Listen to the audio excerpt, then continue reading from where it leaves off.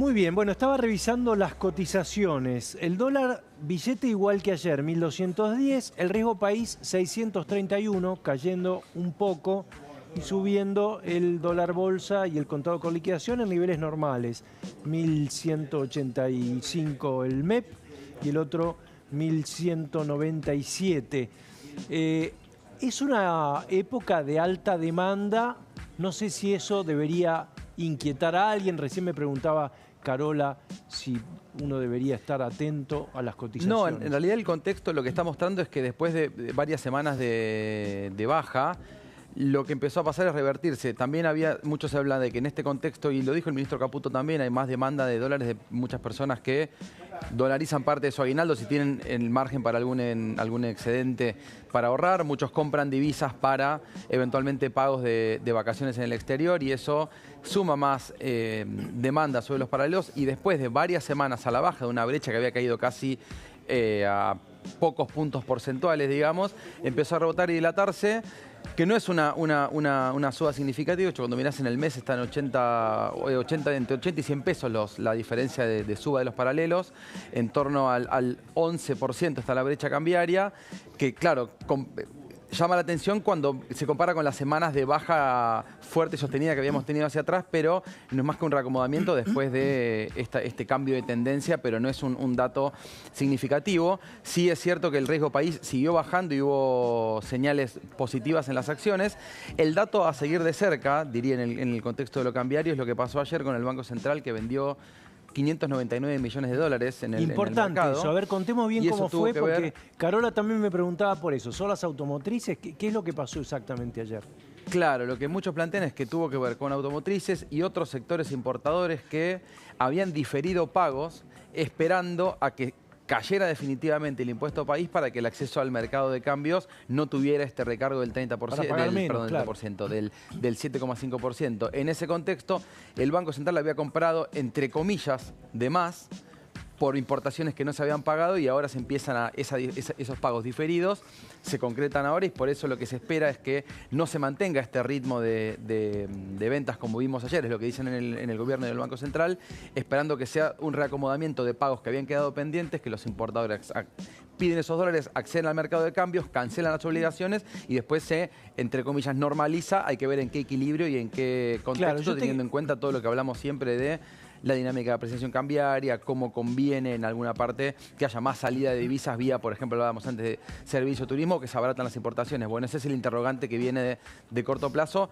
En el gobierno lo que plantean es, no va a ser, o no esperamos que el ritmo de ventas se mantenga en estos niveles, que fue de los más altos de los últimos años. 6 años, porque ¿no? Concentrados mucha salida de dólares en un solo día. Claro, yo te quería preguntar eso, ¿no? ¿Hay muchas empresas que postergaron pagos y que se lo están guardando o ya esto fue como un efecto, bueno, todas al mismo tiempo y por eso se concentraron ayer? Porque esa es la incógnita. Lo que, ¿no?, te plantean muchos consultores y economistas que trabajan con las empresas es que eso se había dado, sobre todo en las últimas semanas, justamente porque se preveía que, caído el impuesto país definitivamente, se iba a ser más barato y más conveniente hacer los pagos. Muchas importaciones que se habían hecho, pero no se habían pagado y no había estado el acceso a las divisas para hacer los giros al exterior. Bueno, la incertidumbre es, hay que ver en qué margen se plantea y en qué contexto se da, en qué magnitud, pensando también en cuál es el stock de reserva final que tiene el Banco Central. Recordemos que en algunas semanas, en enero, hay vencimientos importantes de capital y de intereses, claro, de deuda, que va a impactar también negativamente en las reservas. Entonces, bueno, todo lo que tiene que ver con la tenencia del Banco Central, que de hecho, otro de los temas que si querés podemos conversar, que está vinculado a esto, tiene que ver con los planes hacia adelante, donde el Banco Central, siguiendo muy de cerca esta variable, planteó para el año que viene sus lineamientos. Ayer difundió el informe, sus objetivos o sus planes, y entre otros puntos lo que plantea es seguir fortaleciendo las reservas y que eso sea una condición para eventualmente salir del cepo.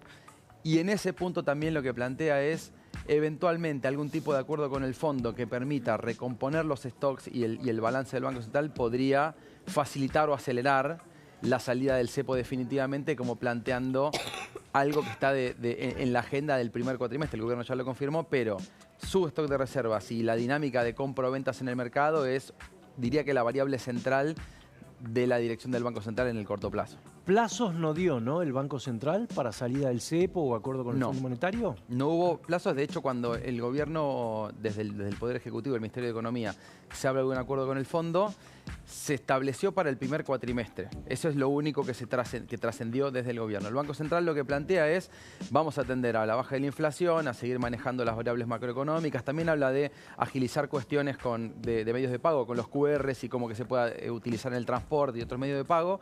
En lo que tiene que ver con la salida del cepo, dice, está en los planes ir reduciendo, flexibilizando las condiciones de controles de capitales, pero una condición es recomponer el stock de reservas del Banco Central y los stocks, que incluso Milei ya hablaba de la época de campaña, para que no haya riesgos a la hora de salir del cepo, no se establecen plazos, sí especifica muy claro, eventualmente un acuerdo con el fondo, con ingreso con el Fondo Monetario, con ingreso de fondos, otro tipo de mecanismos, podría acelerar o contribuir en la salida definitiva de los controles cambiarios, pero no estableció ni pasos, ni condiciones concretas numéricas, ni fechas para cómo se va a dar esa dinámica. Esteban, sigue entrando plata por el blanqueo. Sí, en realidad lo que se informó fue el resultado de la última etapa que se concluía en septiembre, se extendió hasta octubre, después se extendieron algunos días más para quienes por ahí habían iniciado el trámite pero no habían concretado el ingreso de fondos. Se habla de que entraron 9.000 millones de dólares más entre dinero en efectivo y otros como bienes inmuebles, participaciones en empresas y demás. En total fueron alrededor de 32.151 mil millones, ahí lo estamos viendo.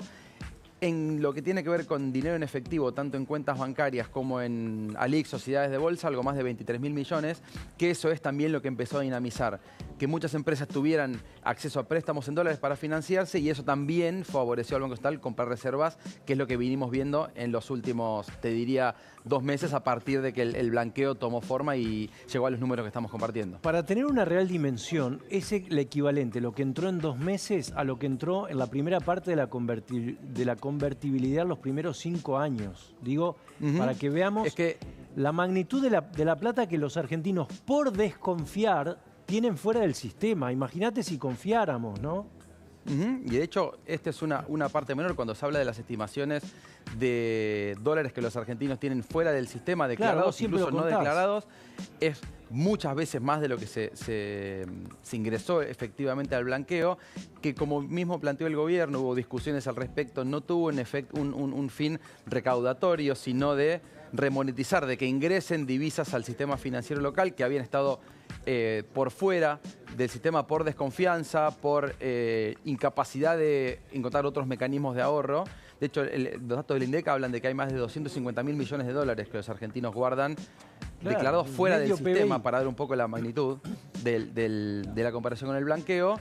Y lo que apostó el gobierno es que sea no recaudatorio, es decir, muchos se cuestionaron ahí, pero estamos no cobrándole impuestos o penalidades a quienes evadieron. El gobierno dice, no queremos que esto sea un fin recaudatorio, sino que empiece a que todo ese fondo que estaba fuera del sistema ingrese al sistema local para generar créditos, para generar mayor movimiento en inversión productiva y demás.